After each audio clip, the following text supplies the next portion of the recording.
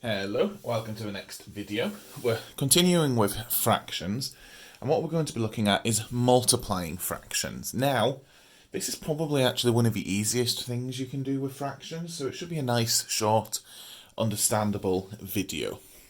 Okay, so by multiplying fractions, we mean what happens if, for example, I've got 1/2 times by 1/3, or what if I have 2/5 multiplied by 3/4. We need to be able to deal with things like this, but there's some very easy steps to it. We can split this up into 3 quick steps. I'm going to write these down here. You don't need to write these steps down every time, but we do need to remember them, so we'll write them down once. So step 1 is quite simply just multiply the tops. So what we mean by that is we multiply the top numbers together. We do 1 times 1, which gives us 1 on the top. Nice and easy. The second step is multiply the bottoms. Again, nice and simple. Well, that just means we'll do 2 times 3. 2 times 3 equals 6 for the bottom. So whatever we multiply for the top, that's the top of our answer. And what we multiply for the bottom, that's the bottom of our answer. Then the final step, this doesn't always apply, but we always need to check if we can do it, because this is something you do for all the time with fractions, and that is simplify. So once we've multiplied it, we look at it and see if we can simplify it down any. And if we can, we go ahead and simplify it. If not, that's us done. So here, we've got 1/6. We can't simplify that. They've got nothing in common. So that's our answer, done. Let's go through this one. I'm just going to write it again down here and give myself a bit of space to work with. So we've got 2/5 times by 3/4. Our first step is going to be to multiply the tops. So we do 2 times 3. 2 times 3 is 6. That gives us the top of our answer. Next step, multiply the bottoms. So we'll do 5 times 4, which gives, I'll just put a little mark there. 5 times 4. You don't need to show these little other multiply signs here, but it can be a good habit to get into, just so you know yourself what you're doing and you don't get lost somewhere or anything. We do 5 times 4. That gives us 20. So that's us done step 2. Then our final step is simplify. We need to look for anything these have in common and see if we can simplify it down. So remember to look for things these have in common. We might, through enough practice, get used to doing these in our head and be able to look at them and go, okay, I know straight off what they have in common. But if we can't do that, we'll just list the factors for each one. So for 6, we've got 1 times 6, or we've got 2 times 3. For 20, we've got 1 times 20, 2 times 10, or 4 and 5. They're all our factors. So we look for the biggest one they share. The biggest number that's in both of those lists is 2. So what we're going to do then is divide the top and the bottom by 2 to simplify it. And that's going, 6 divided by 2 is 3, 20 divided by 2 is 10. And that's it. That's really all there is to multiplying fractions together. Like I said, it's probably the easiest thing you can do with fractions, because it is just as simple as times the tops together and times the bottoms. So what I'm going to do now then is I'm going to pause it for a second, write some questions down. Once they're there, I'd like you to pause the video, have a go at them, and then I'll go through them here so we can go through them together, as it were. So here we go. I've written down 4 questions. You might notice something a wee bit different about the last 2. So before you have a go at them yourself, I'll give you a little clue that for this third one, you can do that exactly how I've just done these examples.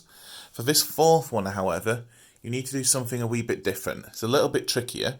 Before we can do this, you should change this one into an improper fraction first. So if you just pause it for a second there, give yourself a wee go if you feel comfortable enough and up to trying it.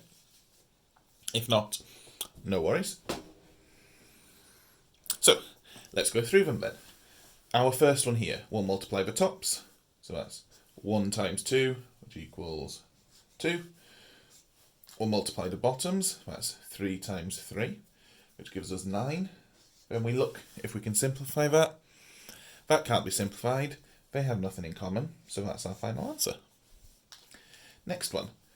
We'll multiply the tops. Remember, that's always step 1. Multiply the tops. 2 times 1 is 2. Then we'll multiply the bottoms. 4 times 5 is 20.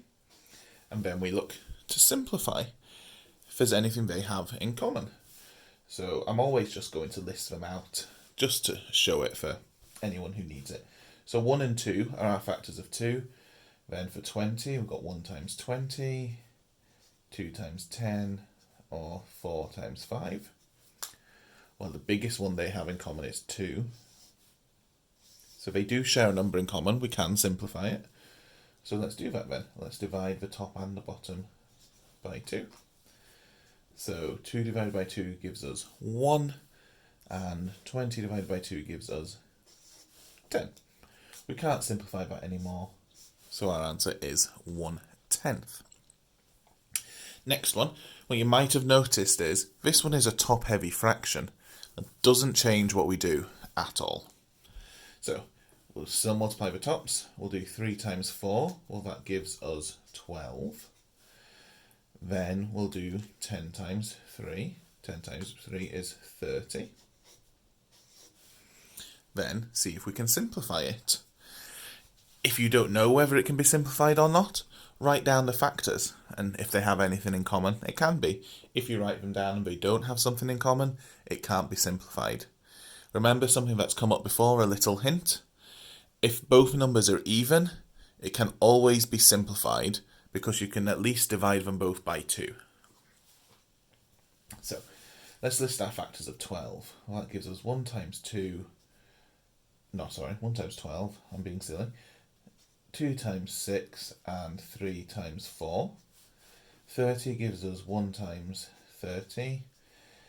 2 times 15 and 3 times 10. Oh, and 6 times 5. So we're looking for the biggest number that's in both of these lists. And that biggest number here is going to be 6. So if this gets a little messy here, it'll be easier for you guys without a big marker pen. So we'll divide the top and the bottom both by 6 then. So 12 divided by 6, well, that will give me 2.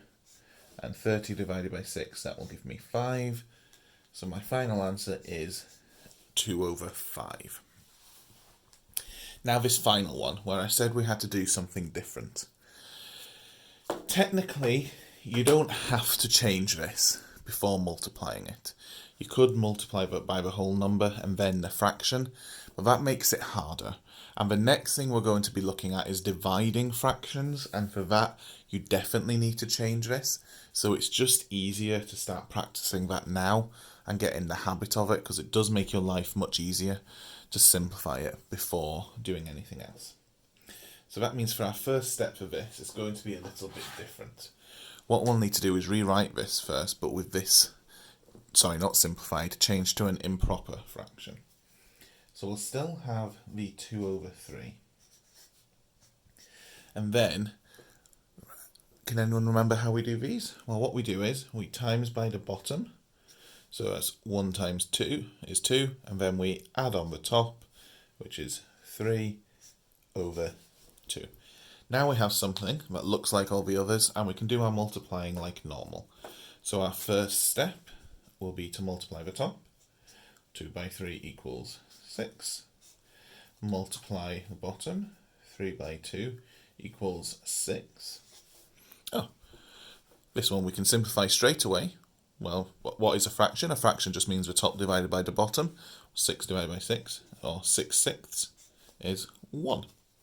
So there you go. That's all there is to multiplying fractions. All you need to remember is you multiply the tops of the fractions, you multiply the bottoms, and then you simplify. Hopefully that was all understandable. If not, you know how to get in touch with me. Thanks for watching.